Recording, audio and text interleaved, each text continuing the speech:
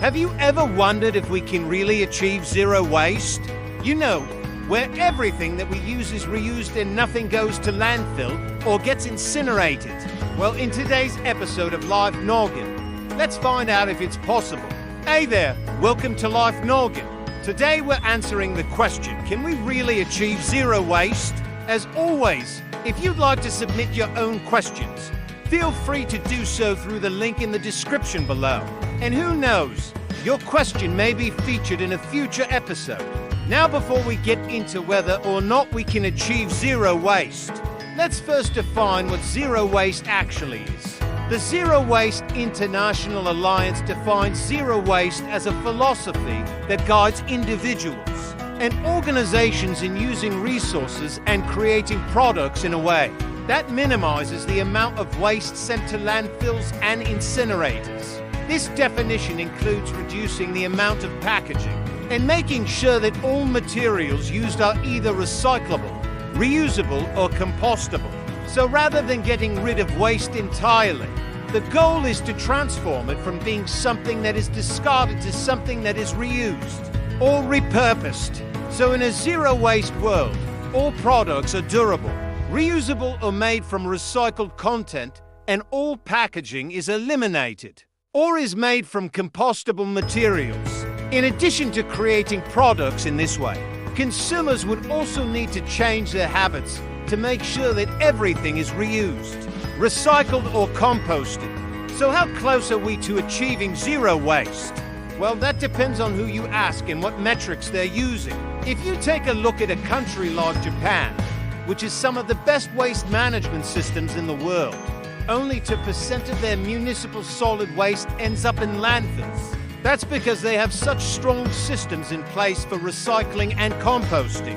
Most of their waste is either incinerated or safely sent to landfills that use the most advanced technologies available to minimize the negative environmental impacts of landfilling. However, while this is an incredible achievement for Japan, it doesn't necessarily mean that they've achieved zero waste. This is because the EPA defines zero waste as sending less than a pound of waste to landfill per person per year. So even though only 2% of Japan's waste ends up in landfill, that still equates to more than 1 pound per person each year.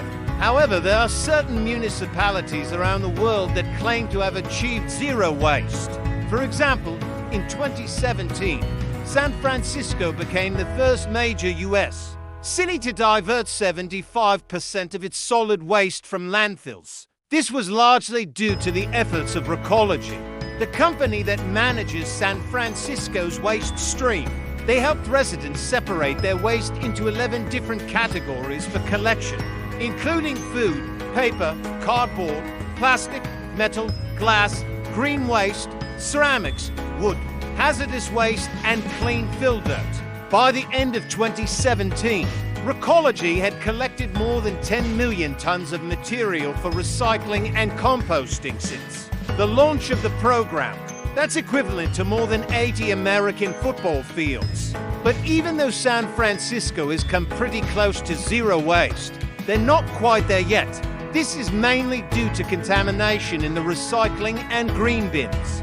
For example, when residents place items in the recycling bin that don't belong there, like clothing, dishes, or electronics, it contaminates the entire batch of recyclables, meaning that the whole thing has to be sent to landfill. According to Eric Lundgren, general manager of Recology, this is probably the biggest challenge to achieving zero waste. In a statement, he said, if people put things in the wrong containers, it affects the entire system. A pizza box contaminated with food waste or plastic bags in the recycling can ruin an entire truckload of material. However, San Francisco isn't alone in having issues with contamination. It's a common problem that all waste management systems have to deal with. According to Waste 360, contamination in recycling bins costs U.S. taxpayers $100 million per year. This is because contaminated loads of recycling often have to be rejected by material recovery facilities, meaning the whole truckload has to be sent to landfill. But the main reason that this happens is because people simply aren't aware of what can and can't be recycled in their area. Some materials that might be accepted in one municipality might not be accepted in another, leading to confusion among residents.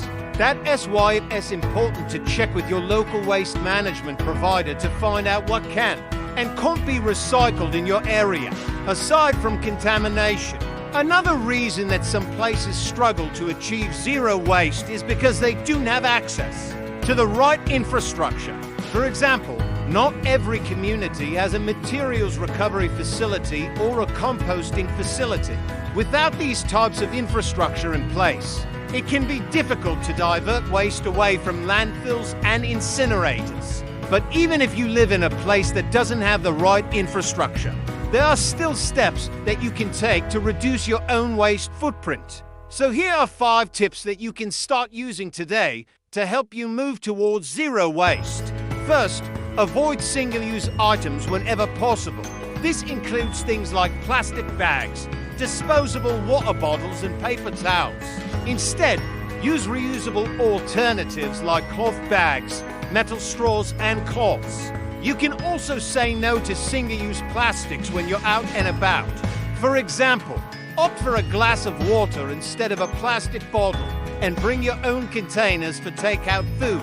Second, buy in bulk to reduce packaging waste. Whenever possible, try to buy items in bulk and then store them in your own reusable containers. This is especially a good idea for things like grains, nuts and seeds.